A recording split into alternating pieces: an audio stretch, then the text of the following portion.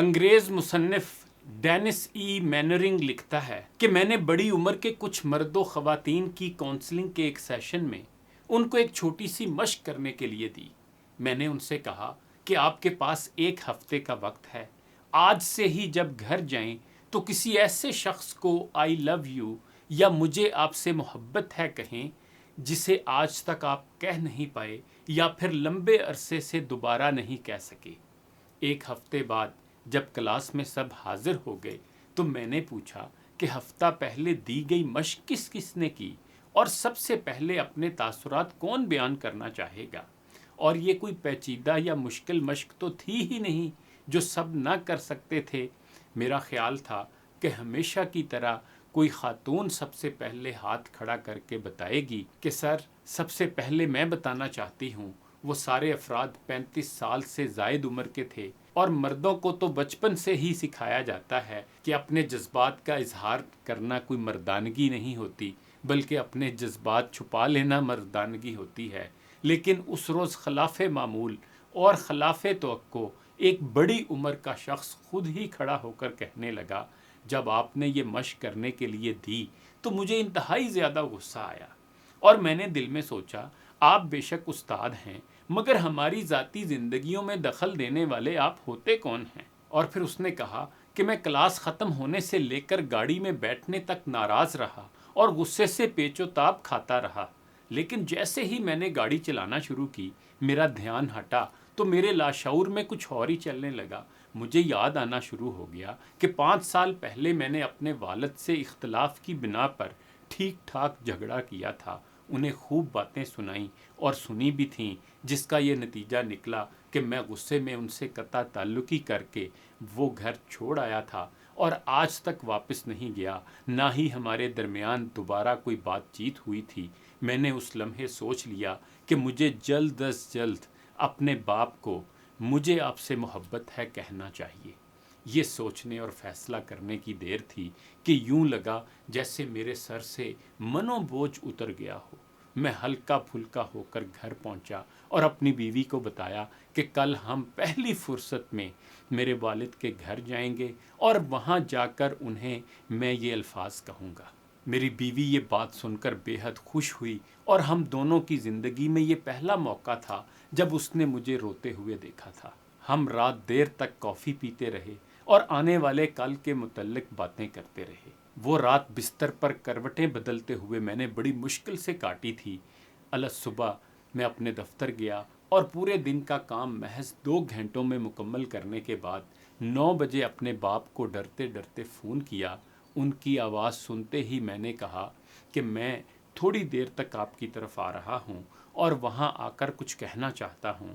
میرے باپ نے کرخت لہجے میں جواب دیا، کہنے سننے کو کیا بچا ہے، سب کچھ تم پہلے ہی اچھی طرح سنا چکے ہو، اب مزید کیا ہے جو تم کہنا چاہتے ہو؟ میں نے کہا بس ہے کچھ ایسا باقی جو کہہ نہیں سکا۔ اس کے بعد میں نے اپنی بیوی کو ساتھ لیا اور باپ کے گھر چلا گیا۔ دروازے پر لگی ہوئی گھنٹی کو بجاتے ہوئے دل و دماغ میں ایک ہی دعا آ رہی تھی کہ دروازہ میری ماں نہ کھولے، کیونکہ وہ کچھ سنے بغیر ہی مجھے واپس بھیج دے گی۔ وہ اپنے ساتھ رہنے والے شوہر کی بجائے گھر چھوڑنے والے بیٹے کی طرفداری کرے گی بھی کیوں؟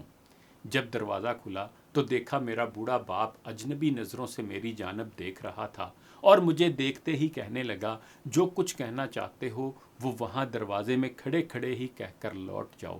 میں نے ایک قدم آگے بڑھاتے ہوئے فوراً کہا، میں نے آج تک ایک بات آپ سے کبھی بھی نہیں کی، بس وہی کہنے کے لیے یہاں آیا ہوں، اور وہ یہ ہے کہ آئی لو یو ڈیڈ۔ میں آپ سے محبت کرتا ہوں بابا۔ پتہ نہیں میرے ان چند الفاظ میں کون سی طاقت تھی جنہوں نے میرے باپ پر ایک جادوئی اثر کیا۔ وہ باغیچے میں اگی گھاس پر گھٹنوں کے بل بیٹھ کر بچوں کی مانند بلک بلک کر رونے لگا اور اپنی باہیں کھول کر مجھے کہنے لگا، آؤ میری آغوش میں آ جاؤ میرے بیٹے، میں بھی تم سے بے حد پیار کرتا ہوں۔ آئی لو یو ٹو مائی سن۔ میرے بیٹے، بس مجھ میں یہ کہنے کی ہمت نہیں ہوئی تھی۔ اس لمحے گھر کے ہر فرد کی آنکھوں سے آنسو بہ رہے تھے۔ یہ ایک ایسا قیمتی لمحہ تھا جسے میں کھونا نہیں چاہتا تھا۔ میں دیر تلک باپ کے سینے سے لگ کر روتا رہا، حتیٰ کہ میں ماں کو صرف ہاتھ کے اشارے سے ہی بوسے کا اظہار کر سکا۔ اس کے بعد میں ہلکا پھلکا ہو کر گھر لوٹ آیا، لیکن یہ بات یہاں ہی ختم نہیں ہوئی۔ میرا باپ دل کا مریض تھا۔ 2 دن بعد انہیں دل کا دورہ پڑا تو وہ بے ہوش ہو گئے۔ انہیں ہسپتال تو لے گئے مگر ابھی تک وہ ہوش میں نہیں آئے، اور پتہ نہیں دل کی دھڑکن واپس لوٹے گی بھی یا نہیں۔ پھر اس شخص نے اپنی کلاس کو بتایا کہ اس کے بعد میں سوچتا رہا کہ اگر میں 2 دن پہلے تمام گلے شکوے بھلا کر اپنے باپ کے سینے سے نہ لگتا تو پھر۔ اس لیے میں اس کلاس کے تمام دوستوں سے کہنا چاہتا ہوں کہ اس سے پہلے کہ دل کی دھڑکن واپس نہ لوٹ سکے، اپنے روٹھے ہوئے لوگوں کو آئی لو یو کہہ لیں۔ وہ کام کرنے کا انتظار نہ کریں جو آپ جانتے ہیں کہ فوری کرنے کی ضرورت ہے۔ کیا ہوتا اگر میں اپنے والد کو بتانے کا انتظار کرتا رہتا؟ شاید مجھے دوبارہ کبھی موقع نہ ملے۔ آپ کو جو کرنے کی ضرورت ہے اس کے لیے وقت نکالیں اور ابھی کریں۔ یہ کہانی انگریزی کتاب chicken soup for the soul میں درج ہے، اور اس کا اردو ترجمہ توقیر بھملا صاحب نے کیا ہے۔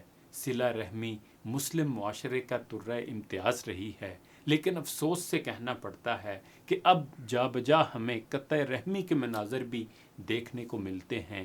بھائی بہنوں، والدین اولاد میں ناچاکیوں نے گھروں کا سکون برباد کر دیا ہے۔ فارسی کے اس شعر کے ساتھ اجازت چاہوں گا۔ بروں کن کینہ راز سینہ خیش کہ دود خانہ از روزن بروں بے، اپنے سینے سے کینے کے دھوئیں کو نکال دے، ورنہ تو جانتا ہی ہے کہ گھر میں دھواں اکٹھا ہو جائے تو انسان کا دم گھٹ جاتا ہے۔ انہی گزارشات کے ساتھ اجازت چاہوں گا۔ اپنا خیال رکھیے گا۔ اللہ حافظ۔